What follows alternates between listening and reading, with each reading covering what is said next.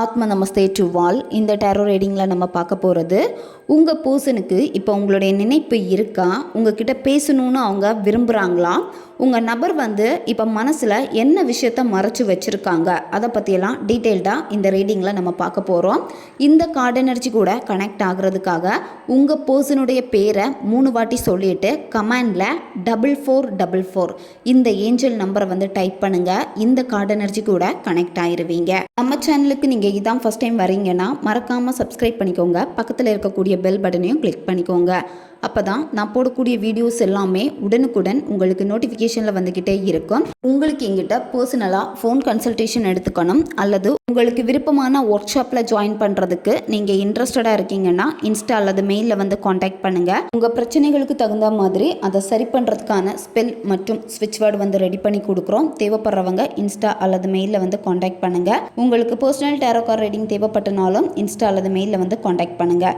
Details எல்லாமே உங்களுக்கு video ஸ்க்ரீனில் வந்திருக்கும், செக் பண்ணிக்கோங்க. இப்போது இந்த ரீடிங்கில் நம்ம போகலாம். உங்கள் பர்சன் இப்போ உங்களை அவங்களுடைய நபராக தான் பார்த்துட்ருக்காங்க. அதாவது உங்கள் நபருக்கு இப்போ நீங்கள் வேணும். இந்த ரிலேஷன்ஷிப் மேரேஜில் போகணும் அப்படின்னு நீங்கள் விருப்பப்படுறீங்க. இது உங்கள் நபருக்கும் நல்லாவே தெரியுது. நீங்கள் அவங்கள அதிகமாக நேசிக்கிறீங்க, கல்யாணம் பண்ணணும்னு விருப்பப்படுறீங்க. சொல்லாமலே நிறைய விஷயங்கள் உங்கள் நபர் புரிஞ்சுக்கிறாங்க. உங்கள் நபர் இந்த காதலை ரொம்ப நல்ல பியூரான ஒரு கனெக்ஷன் அப்படின்னு நினைக்கிறாங்க. அதாவது சோல் கனெக்ஷன். உங்கள் பர்சன் கிட்ட நீங்கள் பேசுகிறப்ப சொல்லியிருப்பீங்க, எனக்கு உங்ககிட்ட ஃபஸ்ட்டு பேசுகிற மாதிரியே தோணலை, ஏதோ நம்ம நீண்ட நாளாக பழகின மாதிரி ஒரு ஃபீல் இருக்குது அப்படின்னு. அதே மாதிரி உங்கள் நபரும் சொல்லியிருப்பாங்க, உன்னை பார்த்த ஃபஸ்ட்டு டைம்லேயே எனக்கு ரொம்ப பிடிச்சி போயிருந்துச்சு, முன்னாடியே நம்ம பழகின ஒரு ஃபீல் உணர்றேன், முன்னாடியே நம்ம பார்த்த மாதிரி இருக்குது அப்படின்னு சொல்லியிருப்பாங்க. ஏன்னா உங்கள் 2 பேருக்கு இடையில் இருக்கக்கூடிய கனெக்ஷன் பார்க்குறப்ப சோல் கனெக்ஷனை குறிக்குது. அதனால தான் இந்த லவ் பார்த்தீங்கன்னா பிரேக்கப் ஆனால் கூட திரும்ப திரும்ப நீங்கள் ரீயூனியன் ஆகிக்கிட்டே இருப்பீங்க. உங்கள் நபருடைய அன்பு உண்மையான அன்பாக தான் இருந்திருக்கு, பொய்யான அன்பாக இல்லை. இந்த உண்மையான அன்பை உங்கள் நபர் உங்ககிட்ட வெளிப்படுத்தின விதங்கள் தவறுதலாக இருக்கலாம், அல்லது உங்ககிட்ட முழு மனசாக அவங்க சொல்ல முடியாமல் போயிருக்கும். ஆனால் உங்கள் பர்சனுக்கு உங்கள் மேலே நிறைய அன்பு இருக்குது. நிறைய அன்பை இப்போ அவங்க மனசில் வச்சுருக்காங்க. இந்த ரிலேஷன்ஷிப்பை மேரேஜில் கொண்டு போகணுன்னு உங்கள் நபர் விருப்பப்படுறாங்க. உங்களுக்கு ப்ராமிஸ் பண்ணியிருப்பாங்க உங்கள் நபர். அந்த ப்ராமிஸ் பொய் ப்ராமிஸ் கிடையாது, உண்மையான ப்ராமிஸ். சரியா? ஏன்னா உங்கள் நபருக்கு நல்லாவே தெரியும் உங்களுக்கு ப்ராமிஸ் பண்ணியிருக்காங்க. அது உங்கள் நபரால் காப்பாற்ற முடியாமல் போயிருக்கலாம். அதுக்குள்ளாடி உங்களுக்கு ஏதாவது சண்டை நீங்கள் பிரிஞ்சிருப்பீங்க. இப்போவும் அவங்களுக்கு அந்த ப்ராமிஸ் ஞாபகத்தில் இருக்குது. உங்கள் நபர் உங்கள் மேலே காட்டின அந்த அன்பு பொய்யான அன்பு கிடையாது.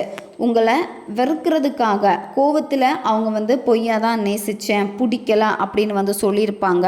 பட் அவங்க உங்கள் மேலே வச்ச காதல் அன்கண்டிஷனல் லவ். உங்களுக்கு அவங்களுடைய அன்பை புரிய வைக்க முடியாது அவங்களால. உங்ககிட்ட கூட சொல்லியிருப்பாங்க, உன் மேலே நான் வச்சிருக்க அன்பு எவ்வளோ அன்புங்கிறத என்னால் வார்த்தையால் விவரிக்கவே முடியாது. எப்போவுமே என் மனசில் உனக்கான இடம் உண்டு, நான் உன்னை ரொம்ப லவ் பண்ணுறேன், உண்மையாக நேசிக்கிறேன் அப்படின்னு சொல்லியிருப்பாங்க. இப்போ அதை நினச்சி நீங்கள் கவலைப்பட்டுட்டு இருக்கீங்க. ஒரு காலத்தில் இப்படியெல்லாம் பேசினவங்க இப்போ பொய்யா இருக்கேன், பிடிக்கலன்னு நடந்துக்கிறாங்களே அப்படின்னு சொல்லிட்டு உங்களுக்கு வருத்தமாக இருக்குது.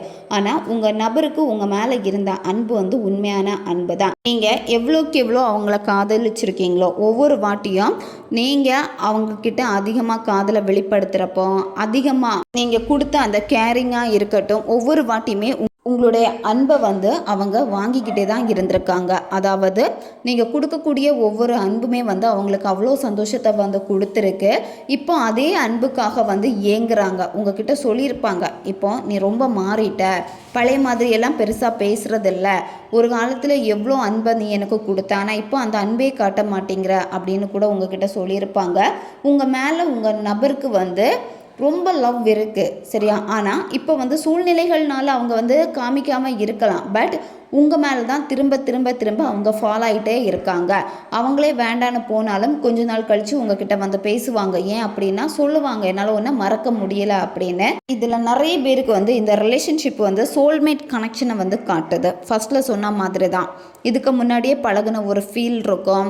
உங்கள் கேரக்டருக்கு வந்து அவங்க ரொம்ப ஒத்து போகிற மாதிரி இருக்கும். அதே மாதிரி அவங்க உங்கள் கேரக்டருக்கு ஒத்து போகிற மாதிரி இருக்கும். ஒருத்தருக்கு ஒருத்தர் பார்த்ததுமே பிடிச்சி போயிருக்கும். நீங்கள் பேசின கொஞ்ச நேரத்திலே வந்து ரொம்ப சீக்கிரமாக வந்து பழகியிருப்பீங்க. ரொம்ப நாள் பழகின ஒரு ஃபீலை வந்து உடனே வந்து கொடுத்துருக்கும். அதாவது சிலவங்க கிட்ட பேசுகிறப்ப டக்குன்னு வந்து அட்டாச் ஆக மாட்டீங்க. ஆனால் இந்த நபர்கிட்ட பேசுகிறப்போ சீக்கிரமாக ஒரு ஃப்ரெண்ட்லியாக சீக்கிரமாக வந்து லவ்வில் விழுந்திருப்பீங்க. ஏன்னா 2 பேருடைய கனெக்ஷன் வந்து பார்த்திங்கன்னா சோல்மேட் கனெக்ஷனாக வந்து இருந்திருக்கு. சிலருக்கு இந்த ரிலேஷன்ஷிப்பு ஏதாவது ஒரு பாடத்தை கற்றுக் கொடுத்துட்டு உங்கள் வாழ்க்கையிலிருந்து போகும். சரியா? ஒரு சிலருக்கு தான் வந்து பார்த்திங்கன்னா இதில் ரீயூனியன் வந்து காட்டுது. ஒரு சில பேருக்கு வந்து எப்படின்னா இந்த ரிலேஷன்ஷிப்பு வந்து ஒரு லெசனை கற்றுக் கொடுத்துட்டு போகிறத பார்க்குறப்போ உங்கள் வாழ்க்கையில் வந்து நீங்கள் புரிஞ்சுப்பீங்க, இவங்க நம்ம லைஃப்பில் வந்திருக்காங்க அப்படின்னா இந்த விஷயத்தை தான் நமக்கு கற்றுக் கொடுக்குறதுக்கு வந்திருக்காங்க அப்படின்னு. ஏதாவது ஒரு விஷயத்தை அவங்கக்கிட்ட இருந்து நீங்கள் கண்டிப்பாக வந்து லேர்ன் பண்ணுவீங்க. சரியா? இந்த சோல்மேட் கனெக்ஷனாக இருக்குது அப்படின்னா இந்த ரிலேஷன்ஷிப் வந்து உங்களுக்கு கிடைக்காம போனாலுமே உங்கள் வாழ்க்கையில் ஒரு பாடத்தை கற்றுக்கிட்டு அதில் வந்து உங்கள் வாழ்க்கையில் நீங்கள் முன்னேறி போயிடுவீங்க. சரியா? தோற்றுற மாட்டீங்க. வாழ்க்கையில் நீங்கள் ஜெயிச்சிருவீங்க. தனியாக நிற்பீங்க. தனியாக நிற்கிறப்ப நிறைய விஷயங்கள் உங்கள் வாழ்க்கையில் திரும்ப திரும்ப வந்து ஒவ்வொரு விஷயமே வந்து பார்த்திங்கன்னா நீங்கள் புதுசாக பண்ண ஆரம்பிப்பீங்க. நீங்கள் இப்போ நோ கான்டாக்டில் இருக்கீங்க, பேசி கொஞ்ச நாள் ஆயிடுச்சு, அவங்கக்கிட்ட பேசாமல் இருக்கீங்க அப்படின்னா இந்த ரிலேஷன்ஷிப்பில் வந்து சடன் சேஞ்ச் வந்து நடக்க போகுது. ரொம்ப நாள் பேசாமல் இருக்கக்கூடிய உங்கள் நபர் வந்து பேசுவாங்க. அவங்கக்கிட்ட இருந்து சர்ப்ரைஸாக உங்களுக்கு ஒரு கால் வரும், அப்படி இல்லைனா மெசேஜ் வரும், அல்லது உங்கள் நபரை வந்து நீங்கள் நேரில் மீட் பண்ணுற மாதிரியாக இருக்கும். அன்எக்ஸ்பெக்டடாக இருக்கும். அந்த நேரத்தில் உங்கள் நபருடைய டிரான்ஸ்ஃபர்மேஷனை பார்த்து நீங்களே வந்து அசந்து போவீங்க. ஏன்னா உங்கள் நபர் வந்து அவங்கள ரொம்ப நல்லா டெவலப் பண்ணிக்கிட்டே இருக்காங்க. ரொம்ப நாள் நீங்கள் பார்க்காம இருக்கீங்க, ரொம்ப நாள் கழித்து பார்க்குறீங்க அப்படின்னா நீங்கள் ஃபஸ்ட்டில் அவங்கள பார்த்ததுக்கும் அல்லது ஃபோட்டோவில் பார்த்ததுக்கும் நேரில் பார்க்குறதுக்கும் வந்து நிறைய வித்தியாசங்கள் இருக்கும். நேரில் வந்து உங்கள் நபரை வந்து இன்னும் அதிகமாக உங்களுக்கு பிடிச்சி போகும். அல்லது நீங்கள் இப்போ வந்து உங்களுடைய செல்ஃப் கேரில் வந்து அதிக இம்பார்ட்டன்ட் கொடுத்துக்கிட்டே இருக்கீங்க. ஜிம்முக்கு போகிறது, உங்கள் உடம்பை வந்து நல்லா ரெடி பண்ணுறது, நல்லா ஃபிட்டாக வச்சுருக்கிறது, இந்த மாதிரியெல்லாம் நீங்கள் கொஞ்சம் செல்ஃப் கேரில் வந்து அதிகமாக கவனம் செலுத்தி உங்களை நல்லா மாற்றிக்கிட்டு இருக்கீங்க அப்படின்னா உங்களை பார்த்து உங்கள் நபர் வந்து ஆச்சரியப்பட போகிறாங்க. அதாவது அவங்களே சொல்லுவாங்க, அப்போ பார்த்ததுக்கும் இப்போ பார்க்குறதுக்கும் ரொம்ப வித்தியாசமாக இருக்குது, எனக்கு இப்போ ரொம்ப பிடிச்சிருக்கு, இப்போ தான் நீ ரொம்ப நல்லா இருக்க அப்படின்னு உங்களை புகழுவாங்க. உங்களுடைய லவ்வை வந்து திரும்ப வெல்கம் பண்ணுறதுக்கு நீங்கள் ரெடியாக இருங்க. சரியா? நோ கான்டாக்டில் இருக்கீங்க அப்படின்னா உங்களுடைய நோ கான்டாக்ட் சிச்சுவேஷன் வந்து முடிவுக்கு வந்தாச்சு. மீட் பண்ண போகிறீங்க உங்கள் நபரை. சிலருக்கு வந்து ரிலேஷன்ஷிப் வந்து ஒன் சைடாக போய்கிட்டே இருக்குது. அவங்க மனசில் வந்து உங்களுக்கு இடமே இல்லைன்னு சொல்கிறாங்க, இடமே தரமாட்டேன், உன்னை லவ் பண்ணவே மாட்டேன், இந்த மாதிரி சொல்லிகிட்டு இருக்காங்க அப்படின்னா அவங்களுடைய மனசில் வந்து நீங்கள் இடம் பிடிக்க போகிறீங்க. ஒன் சைடு லவ் வந்து இனிமேல் டபுள் சைடாக மாறப்போகுது. உங்கள் பர்சனுக்கு நீங்கள் தான் பர்ஃபெக்டான ஒரு நபர் அப்படிங்கிறத அவங்க உணர போகிறாங்க. ஏன்னா இப்போவே அதை வந்து உணர ஆரம்பிச்சிட்டாங்க. உங்களை மாதிரி யாரையுமே அவங்க லைஃப்பில் பார்த்துருக்க மாட்டாங்க. அதிகமாக கோவப்பட்டதும் உங்ககிட்டே தான் இருக்கும், அதிக காதலை கொடுத்ததும் உங்ககிட்ட தான் இருக்கும். இதை உங்ககிட்ட வந்து சொல்லுவாங்க. இப்போ உங்கள் நபர் உங்களை ரொம்ப மிஸ் பண்ணுறாங்க. உங்களுடைய ஃபோட்டோவை எடுத்து வச்சு பார்க்குறாங்க. இப்போ நீங்கள் சோஷியல் மீடியாவில் எப்போவுமே ஆக்டிவாக இருக்கீங்க, ஃபோட்டோஸ் எல்லாம் போட்டுக்கிட்டே இருக்கீங்க அப்படின்னா தேடி தேடி வந்து உங்கள் ஃபோட்டோவை வந்து பார்க்குறாங்க. அவங்க உங்களை பிளாக் பண்ணி வச்சுருந்தாலுமே வேறு ஐடியிலேருந்து உங்களை செக் பண்ணுறதா இருக்கட்டும், இல்லை அவங்க கையில் உங்கள் ஃபோட்டோஸ் இருக்குன்னா அந்த மாதிரி பார்க்குறாங்க. இப்போ அதிகமாக உங்கள் ஞாபகம் அவங்களுக்கு வருது. எப்போவுமே உங்களுடைய ப்ரொஃபைலை வந்து செக் பண்ணிக்கிட்டே உங்கள் நபர் வந்து போகிறாங்க. நீங்கள் எப்போ வந்து ஆக்டிவில் இருக்கீங்க, லாஸ்ட்டாக எப்போ ஆன்லைனில் வந்திருக்கீங்க, ப்ரொஃபைலில் வந்து என்ன ஃபோட்டோ வச்சுருக்கீங்க அப்படிங்கிறத எப்போவுமே உங்கள் நபர் வந்து நோட் பண்ணிக்கிட்டே இருக்காங்க. நோ கான்டாக்ட் முடிஞ்சதுக்கப்புறமா உங்கள் நபரே சொல்லுவாங்க, பழசு முடிஞ்சு போச்சு, அதை பற்றி பேச வேண்டாம், இனிமேல் நமக்கான புதிய மெமரிஸை வந்து நம்ம உருவாக்கலாம், எல்லாத்தையுமே வந்து புதுசாக ஸ்டார்ட் பண்ணலான்னு சொல்லுவாங்க. அல்லது நீங்கள் இந்த வார்த்தையை உங்கள் நபர்கிட்ட சொல்லுவீங்க, பாஸ்ட் எல்லாமே அப்படியே விட்டுட்டு எல்லாத்தையுமே ஃபஸ்ட்டில் இருந்து ஸ்டார்ட் பண்ணலாம் அப்படின்னு நீங்கள் சொல்லுவீங்க. உங்கள் 2 பேருக்கு இடையில இருந்த அந்த மிஸ் அண்டர்ஸ்டாண்டிங் எல்லாமே வந்து கிளியர் ஆயிரும்.